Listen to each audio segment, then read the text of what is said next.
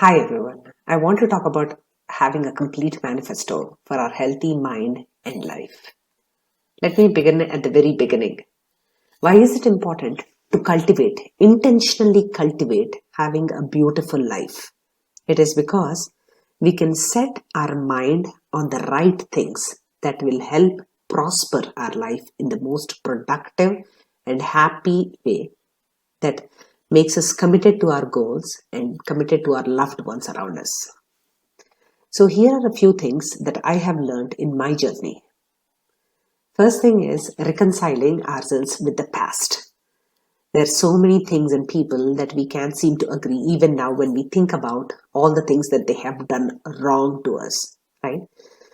But for once, I just want you to think that in their best capacity, they were doing whatever they could with whatever wisdom they had at that time. They were not out there to get you. So let's reconcile with that and let's move on. It is only for us to generate that internal peace to begin with. The next thing is have gratitude. Have gratitude because remove everything that you have in your life. Your health, your wonderful children, your living parents, a job, a roof over your head. Remove everything and look at how bare and barren your life is. So let's incorporate gratitude so that the baseline that we have established is abundant and rich for us to start.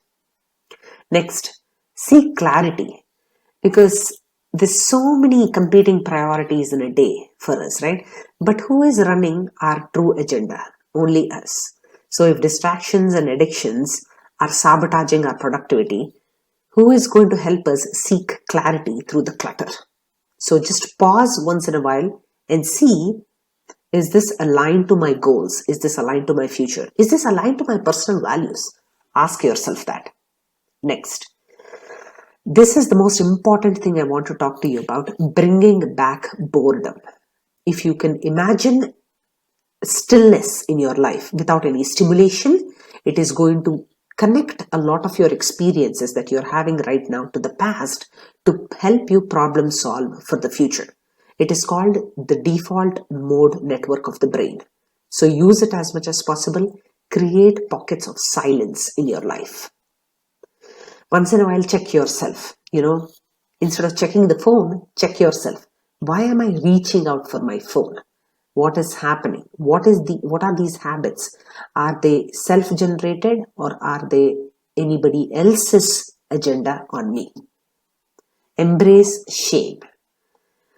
So sometimes what happens is, in spite of our best intentions, we have some misgivings. We get carried away by, other narratives, or we get carried away by our distractions. But hey, nobody is perfect. Let's build on top of what we already have. The next most important thing is look inwards. Look inwards. What is the purpose? Is this the real path that I really want to be on?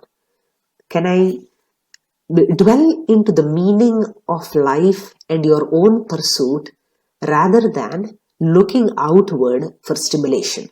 Because there's so much to do and so many unanswered questions in our life. We can start building on top of that. And more importantly, start winning small. Create those pockets of momentum for yourself so that you can build on your achievements little by little. After all, we are all arriving at a singular goal of becoming #better than yesterday. So create pockets of momentum, create small wins, and go live a beautiful life. Good luck.